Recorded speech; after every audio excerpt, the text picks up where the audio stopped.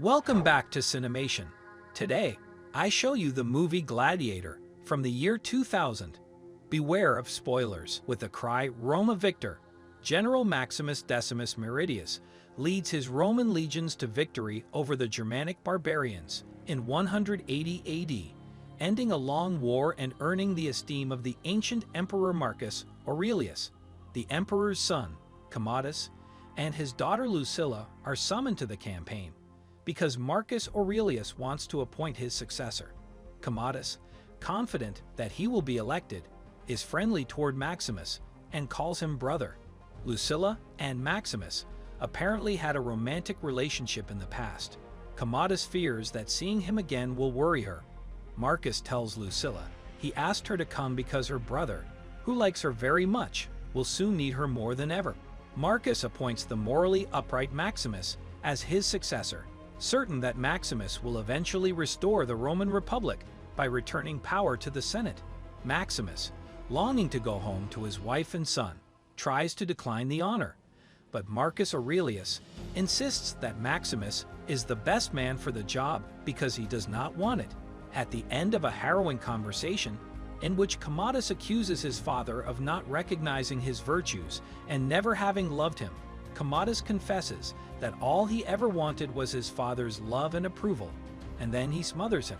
Commodus declares himself emperor and asks Maximus for his loyalty, which Maximus, aware of Commodus' involvement in the death of Marcus Aurelius, refuses. Commodus has Maximus arrested and executed and sends Praetorians to murder Maximus' wife and infant son. Maximus narrowly escapes execution and rushes home, where he finds the charred and crucified bodies of his family in the smoldering ruins of his villa. After burying his wife and son, the grieving Maximus collapses from exhaustion on their graves. Slave traders find Maximus and take him to Zuccobar, a harsh province in North Africa, where he is bought by Proximo, the head of a gladiator school.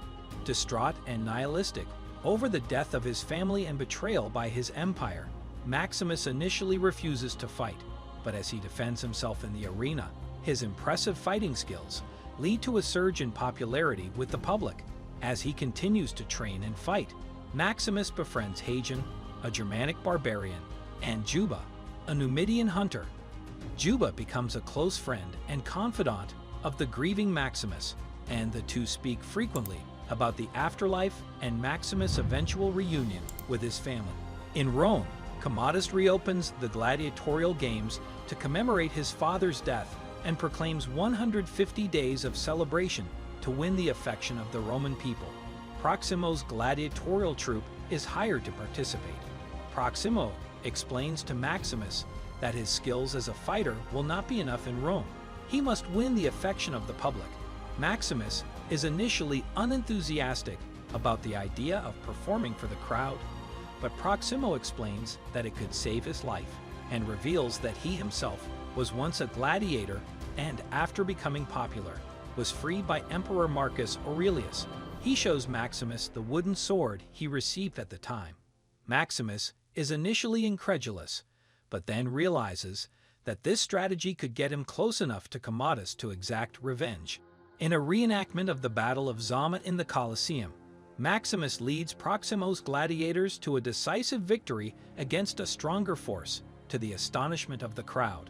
Commodus descends into the arena to greet the victors and is stunned to discover that the leader of Proximo's gladiators is Maximus. The emperor, unable to kill Maximus because the crowd cheers him on, gives the thumbs-up sign that leaves Maximus alive and sulkily leaves the arena. As the games continue, Commodus pits Maximus against Tigress of Gaul, Rome's only undefeated gladiator, in an arena surrounded by chained tigers who have been instructed by their handlers to take aim at Maximus.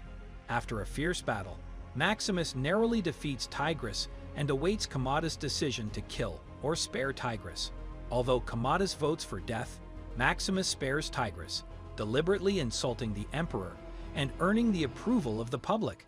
With his bitter enemy now, known as Maximus the Merciful, Commodus becomes increasingly frustrated at his inability to kill Maximus or stop his rising popularity as Commodus' own popularity declines. After the battle, Maximus meets his former servant Cicero, who reveals that Maximus' army remains loyal to him. They camp in the port of Ostia. Lucilla, increasingly fearful of her brother's instability and incestuous desires, conspires with Maximus and Senator Gracchus to reunite Maximus with his army and overthrow Commodus.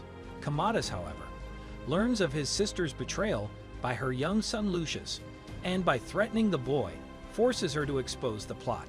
Praetorians immediately storm Proximo's gladiator barracks and fight the gladiators while Maximus escapes.